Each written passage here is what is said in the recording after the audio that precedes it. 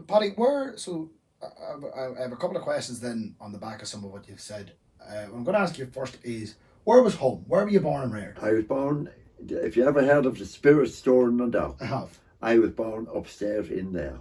Right. Right on the waterfront. So you're a Louth man? Yes. And adopted But Armagh? much more longer here. Yes.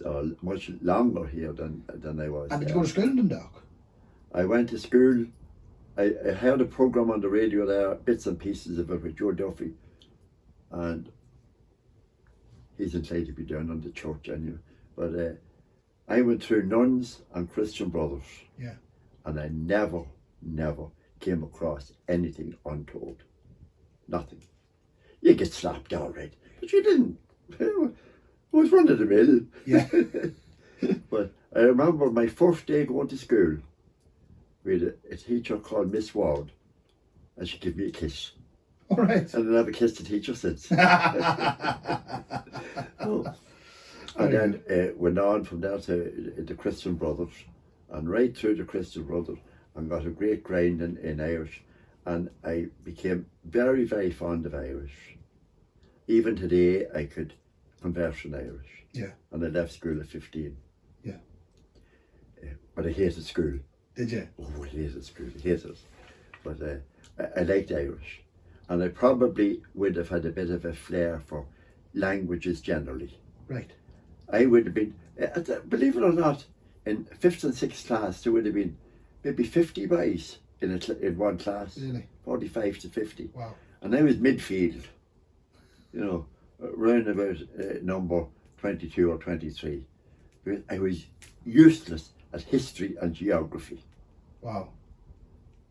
But then coming near to the primary exam, Yes. we did English, Irish and Maths, which I was quite good at, and I moved up to 4th place. So I was automatic then to just transfer across Rice's Lane into the secondary school. Did well in the primary exam. Yeah. In those 3 subjects. Only 3 subjects. Yeah.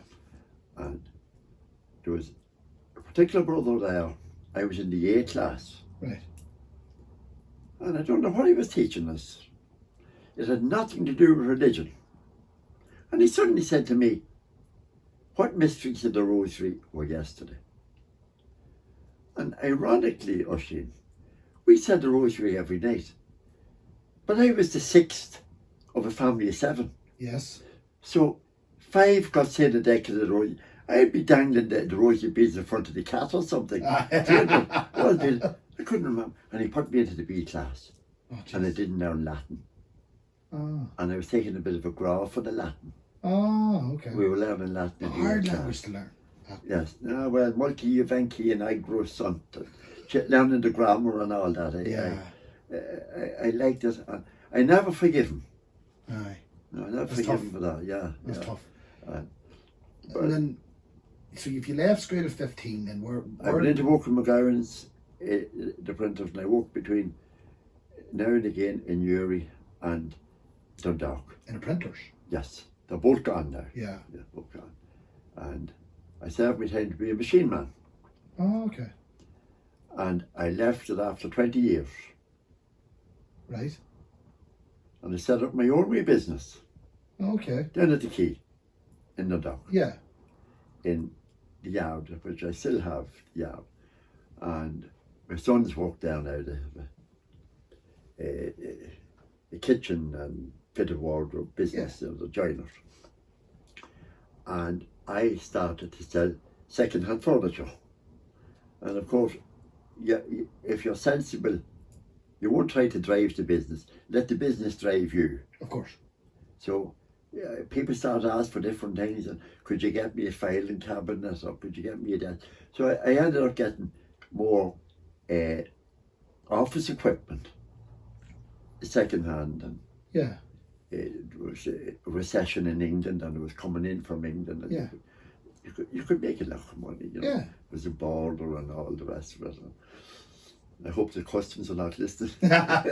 No, we don't give them access to this. So That's how you made your money, was... well, that's how I made a living. Yeah. And 10 years later, that was 76, 86, McGowan's asked me to go back. All right. And my oldest two boys were on the summer holidays, and I said I would help them out. I would go back for 3 months. When Jim Dowdis and I started, you had to do 7 years apprenticeship, and you learned every aspect, everything. But then the union relented a bit, and they brought in a 3-year apprenticeship, but you could either do that or that or that or that, but not the whole lot. Yeah. So Jim and I were the only two, and Jim took heart trouble and he had to go in for surgery for 3 months. So I stepped into the breach, and at the end of the 3 months they asked me to stay on and they would give me a contract, and I said thanks but no thanks. And they said, well, think about it. I said, I have thought about it. I'm finishing this evening. That's it. Wow. And then I applied myself then to my own business. Yeah. And that place closed down. McGowan's closed down after about 2 years. Wow. It depended a lot on Clark's shoes for making shoe boxes. Oh, okay. And then the shoes started to come in from God knows where. Yeah. And Clark's went up.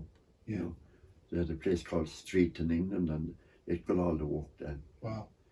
So it probably helped to bring down McGowan's. Yeah. I don't know. I wouldn't have access to it, but I was glad I didn't take You made the right call. I had my own business up and running fairly well then, you know, and I expanded. I covered the whole yard and was flying. Good man, Paddy. And the boys would help, but I could go adjudicating and calling. And then what age were you, or at what stage in your life did you call it a day on work? Like when did you retire as such? I got very sick, as I said, when I called in 98, and I never went back. Right. I would call in now and again just to see how they were going on, Yeah. a cup of tea. But the sons were able to take it over at that stage. Yes. That's good. I walked away. Yeah.